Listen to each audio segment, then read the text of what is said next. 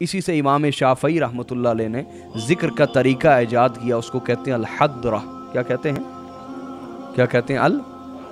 अल-हद्रा। हद्रा हुजूरी, हुजूरी को कहते हैं। हजरा अल-हद्रा, हद्रा दौद से हुजूरी को कहते हैं। तो अल-हद्रा ज़िक्र का तरीका है जिसमें नीचे से ऊपर की तरफ जिक्र किया जाता है, फिर दाएं से बाएं खड़े होकर जिक्र किया जाता है। और उसको अल-हद्रा का नाम क्यों देते हैं, हुजूरी का नाम क्यों देते हैं? उराफा औलिया जब वो जिक्र करवाते थे तो कहते थे कि इस जिक्र की महफिल में रसूलुल्लाह की हाज़िरी होती है। हुजूर तशरीफ़ लाते हैं, सरकार तशरीफ़ लाते हैं, औलिया की हाज़िरी होती है, औलिया हाजिर होते हैं, तशरीफ़ लाते हैं। मैं मक्का शरीफ में था, किबला बिल्कुल हरम के सामने बैठा था, तो ट्यूनस के एक इमाम मस्जिद मेरे साथ बैठे थे। मुझे नहीं पता था, कोई तारुफ नहीं था, कोई तारुफ नहीं था। तो मैं तिलावत कर रहा था, कुरान पाक की तिलावत कर रहा था। तो वो इमाम मस्जिद ट्यूनस के अरब में से थे ना, अरब में से अरबी थे। तो वो कुरान, अल्लाहु अकबर, अल्लाह या रसूल, या अल्लाह, खत्मे नबूवत, ताजदारे खत्मे नबूवत, ताजदारे खत्मे नबूवत जिंदाबाद। उलमाए अहले सुन्नत। तो मैं आपको वाक़या सुना रहा था कि मैं हरम शरीफ में काबतुल्लाह में, बिल्कुल काबतुल्लाह के सामने बैठा था, दूसरी मंजिल के ऊपर। तो ट्यूनस के एक इमाम मस्जिद मेरे साथ बैठे हुए थे, ख़तीब थे, बाकायदा जुमा पढ़ाते थे। कुरान पाक की मैं तिलावत कर रहा था तो लफ्ज़ आया यनइक, यनइक कुरान में है ना। तो मैंने कहा हल अंत मिनल अरब, आप अरब हैं? उनका जी अरब।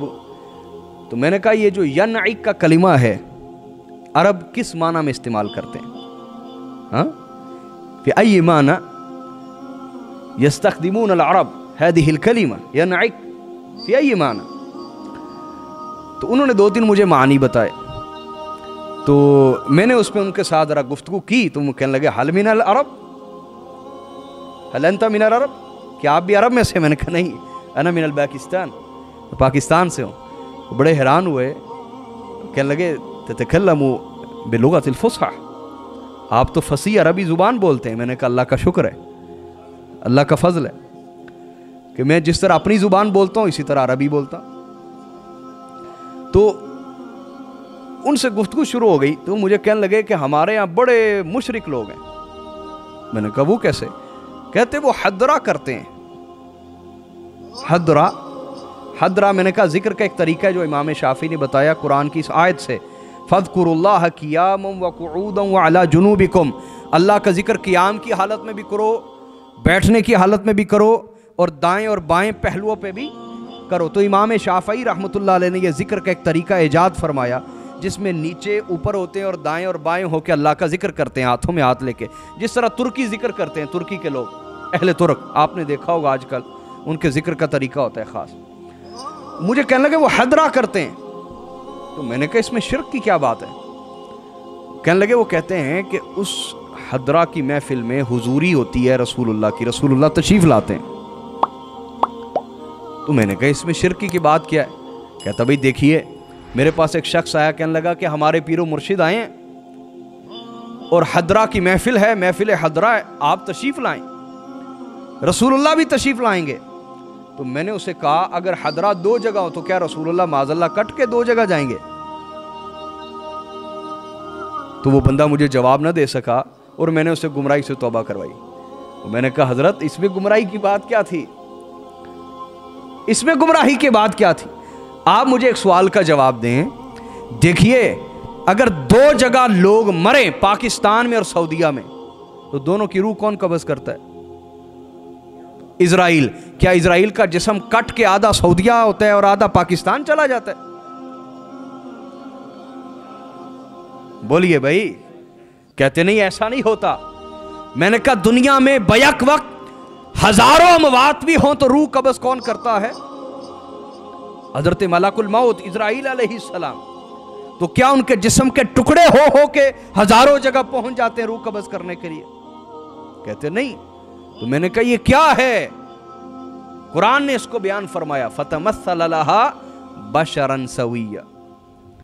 अल्लाह ने कुरान में फरमाया कि जिस्म की दो किस्में, जिस्म की एक हकीकी जिस्म होता है, एक मिसाली जिस्म होता है। एक हकीकी जिस्म और एक मिसाली जिस्म होता है। तो जिस तरह हजरत इजराइल अलैहिस्सलाम जिसमें हकीकी के साथ हर वक्त अल्लाह की बारगाह में हाजिर रहते, वहां से गायब होते, और जिसमें मिसाली के साथ अल्लाह ताला जहां जहां चाहता है बैक वक्त हजारों जगह भी अगर रूहें कब्ज हो रही हैं, इंसानों की, चरिंद परिंद की, जानवरों की, समंदर में मछलियों की, लाखों अमवात भी बैक वक्त हो रही हैं, तो रूह कौन कब्ज कर रहा है? हजरत इजराइल अलैहिस्सलाम। तो वो जिसमें हकीकी के साथ हर वक्त बारगाह खुदाबंदी में रहते हैं, और जिसमें मिसाली के साथ बैक वक्त लाखों जगह भी होना चाहे तो मौजूद होते हैं। मैंने कहा हल अंत मुत्तफिक, इतनी बात पे मुत्तफिक हैं? कहने लगे जी मुत्तफिक। मैंने कहा अब मुझे बताएं कि ये इजराइल अफजल हैं या रसूलुल्लाह अफजल हैं?